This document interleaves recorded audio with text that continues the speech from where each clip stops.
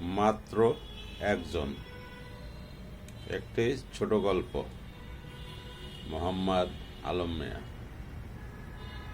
এক বাড়িতে থাকতো দুজন লোক, একজন মনিব, আরেকজন তার ভৃত্য।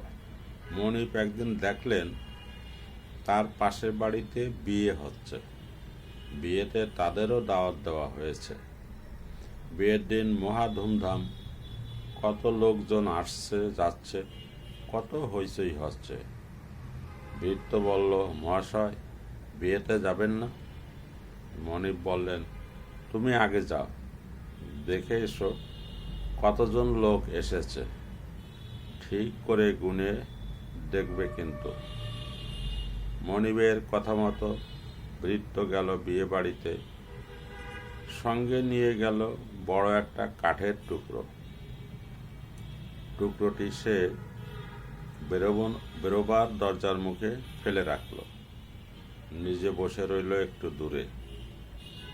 এক এক করে গুনবে কতজন এসেছে।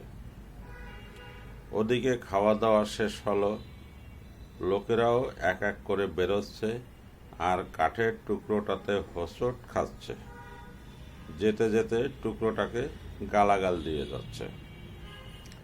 শেষে এলো এক বুড়ি, সেও হোঁচট খেল, কিন্তু গালাগাল দিল না।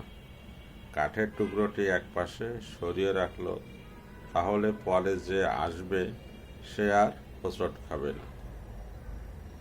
সব দেখে শুনে ভৃত্য বাড়ি ফিরে এলো। মনিব জিজ্ঞেস করলেন, কি হে, কতজন মানুষ দেখলে? ভৃত্য বলল, মাত্র একজন। মনিব বলল, সে কি হে, বিয়ে বাড়িতে মাত্র একজন মানুষ? তখন ভৃত্য তার মনিবকে সব কথা খুলে বলল। মনিব সেসব শুনে বললেন, ঠিক বলেছ।